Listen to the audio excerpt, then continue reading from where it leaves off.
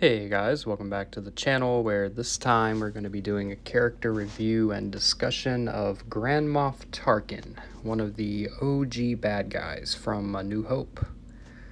Tarkin kind of gets overshadowed a little bit because obviously Darth Vader is like the main big bad of the movie. But when you really look at it, Tarkin was just as much of a part of being that movie's primary antagonist. And I think he's one of the best villains we have in Star Wars. I mean, this is a dude that is cold-hearted, vile, by the book for the Empire. He's one of the most unredeemable characters that we get in the entire franchise, where he has no goodness in him. He is completely sold out to the cause. He's just 100% in for the Empire and domination. Even within the Empire himself, he antagonizes the other Imperials, as we've seen with Orson Krennic and the officers in Star Wars Rebels. And that's the thing about Tarkin, is he has been included in other parts of the canon. We do get to see him as a young man working for the Republic in the Clone Wars. And even back then, he's just kind of a dick. He hates the clones. He doesn't trust the Jedi. He's just generally unpleasant. No one really likes him, but he uses that as a weapon, and ultimately, becomes the Emperor's most trusted officer by the time of the end of the Republic and the Dark Times.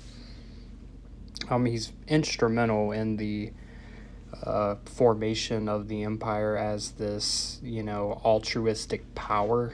He's the enforcer. He's the one that's kind of directing everything to fall into place for the Empire and their actions, taking over planets, the construction of the Death Star, which, although not his original creation, he quickly took over the project, kind of took credit for it. And yeah, I think, with Tarkin, you have an example of a character that really made the most of his screen time. I think his appearances are always very profound and impactful because he's going to do something ruthless. He's going to do something that's going to just make you kind of stop and say, damn, this dude is evil. So yeah, and I think you need characters like that in any franchise. You have the Darksiders, and you have the people that have like the cool abilities and lightsabers and all of that. But sometimes you just need a guy that is just an embodiment of evil in a position of authority. And I think out of pretty much all of the Star Wars content that we have gotten, Tarkin kind of is at the top of that list.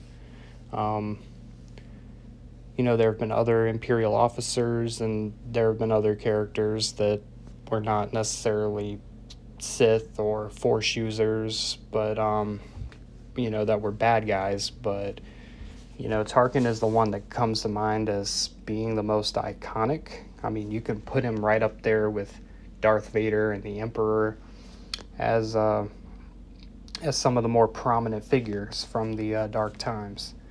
So I'm going to give Tarkin an 8.6 out of 10.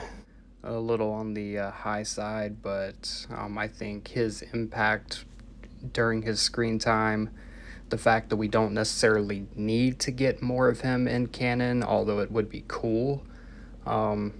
I think he is a very well-written villain. I think it's important to have villains that do not have redeemable qualities. I think that trope can be overused sometimes.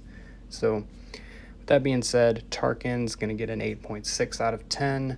One of my favorite villains from the original trilogy. And, that's kind of where I stand with him.